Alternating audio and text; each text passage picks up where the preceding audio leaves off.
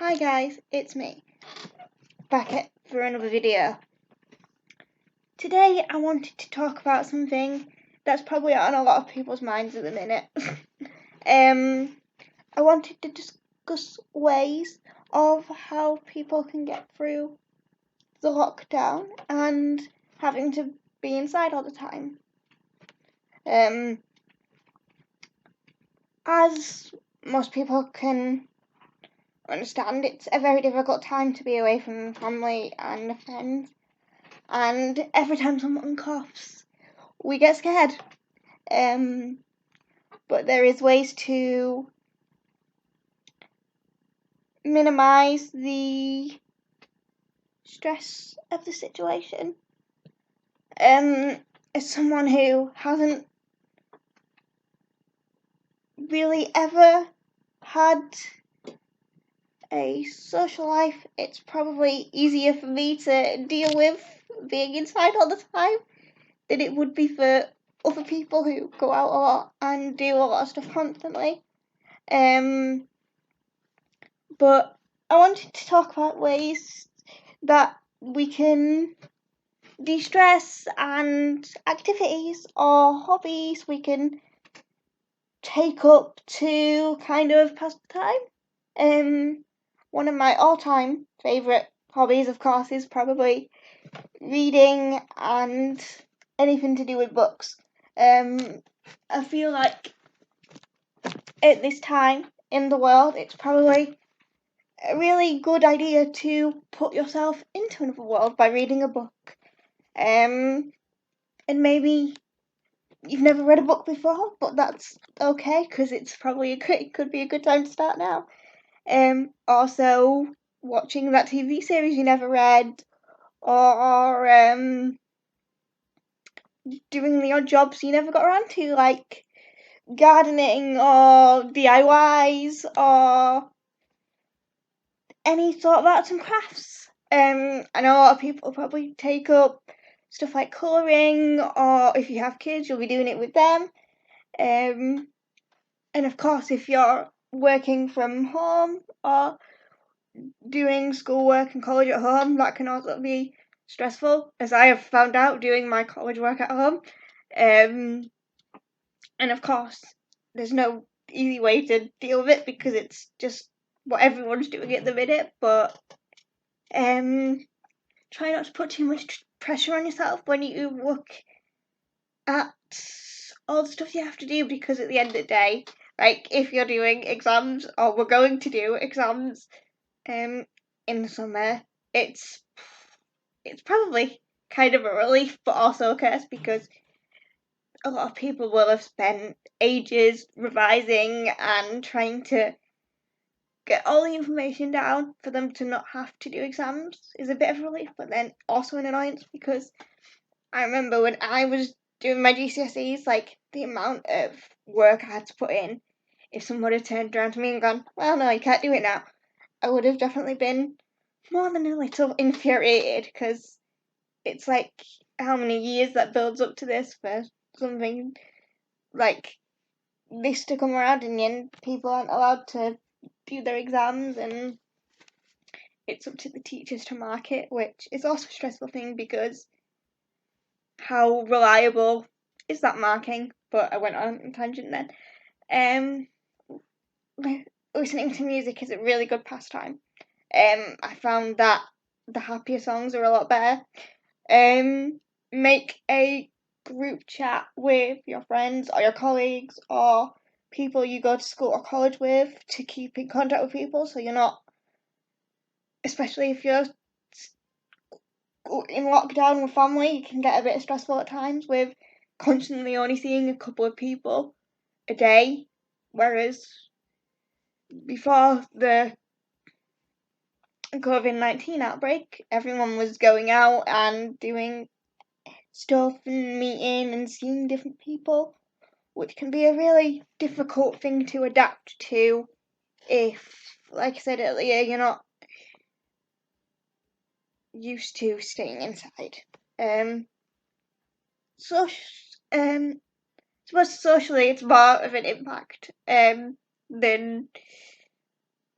a lot of people probably expected, as well as the, I guess, kind of mental effects can also be kind of difficult to manage, because if you already have mental health conditions, it's probably really difficult for people to understand how difficult it is for them to stay inside on their own or only with a select number of people. And if you haven't struggled with mental health, you might be struggling with it now, because constantly staying at the same, staring at the same four walls and talking to the same people, it can get quite, I don't know, not boring. Boring isn't the word I would use, but like, I guess isolated, and kind of can impact your mood in a lot more ways than people would expect. If none of those things work, maybe what about doing a video diary or a journal to keep track of your days and kind of write about how you're feeling? I know a lot of people on YouTube have done it, and it might make a really good book one day once this is all blown over and people can see the not funny side, but the kind of light at the end of the tunnel, should I say. In all seriousness, it isn't something that should be joked and laughed about, but at the end of the day, like, people still need to laugh and have a joke, because if we're serious all the time, then we get into this, we're probably gonna feel more isolated, depressed, low mood, whatever. So kind of try and keep your spirits up. I can imagine that for people who have kids at home, it's probably even more driving them insane, because kids don't like to stay in one place and do the same thing every day. I know that from my cousins and my nieces, because I would hate to have to look after a young child at this time and keep them in and entertain them day after day with the same things, because that would probably not be the best. And I would also say, if you do have a family or you do struggle and you are struggling with the lockdown, to try and keep a routine or some form of pattern, so that you have stages of your day, so you're not just laying in bed or watching TV constantly, or keep a routine. Like, I guess if someone you know is at college, tell them to kind of keep the regular college days, because especially if they're off back for a second year in September, it could be even more stressful then, because they won't have had a routine for so long. So that's something I would definitely advise people to kind of keep, for them to keep going, would be a semi routine day. As I said, it's a lot harder than I'm saying, because it isn't, everyone's different and people cope differently, deal with stuff differently. It's all about doing what's best for you.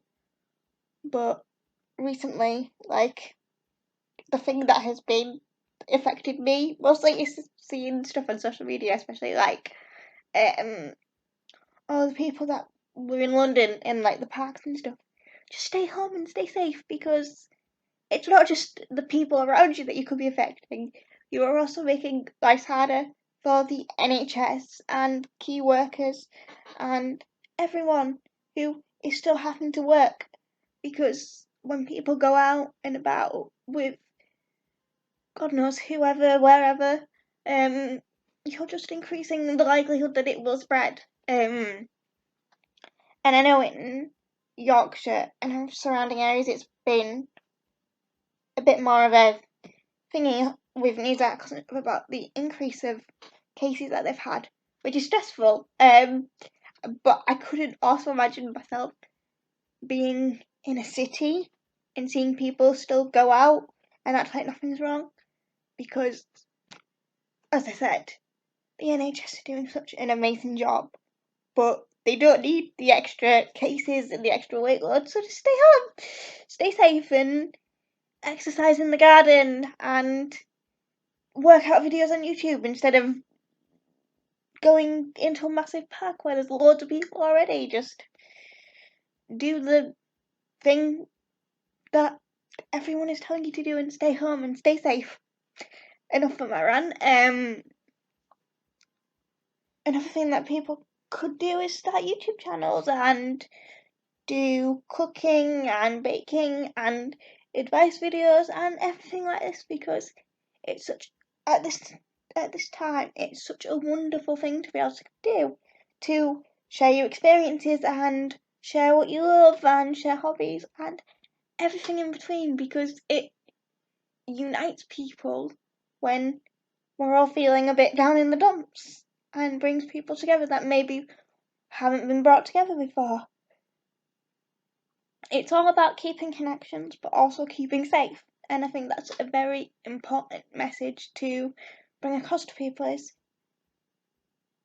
we've all seen social media as a really bad thing before, but in times like this it is an amazing thing because it connects everyone, and we can video chat and Skype and text family and friends if we haven't seen them, and make sure everyone's doing okay via the internet, even if it is really laggy at the minute because there's loads of people on it, which hopefully they will realise after this is all over. And also, another piece of advice I have is don't look up the conspiracy theories about it all, because some people are really crazy. I saw a 5G and coronavirus link on Facebook a couple of weeks ago, or whenever it was. Look at me not even remembering what day it is. And it's crazy because there is enough fear and scariness, if that's even a word, in the world already. We don't need the conspiracy theories and the wacky reasons why this virus has come around. It's come around and it's gonna be here for a while. And there's stuff we can do to reduce it, so we might as well, instead of creating conspiracy theories that make no sense, to scaremonger people. And I guess it's just the general understanding that people are struggling. It's not all people will feel like this lockdown is plain sailing. Maybe because of past experiences of isolation and social issues, or maybe it's because they're away from friends and family. But at this time, do we really have the audacity and the lack of understanding to turn around and go, oh, well, you can't be upset, blah, blah, blah, and, oh, well, they get to be upset, blah, blah, blah. It's not right to use this time as a time to create more issues. We should be coming together as a community, as a world, and fighting this thing together. I'm going to use something my nan says now. It's like World War III, in a way, because when World War II was going on, people were having to stay in and not go out, and they dealt with it fine. But why are we suddenly, in this generation, so against doing all this when the older generations had to do it for us, and we're here because of that? So stay home, stay safe, and I hope everyone is doing okay.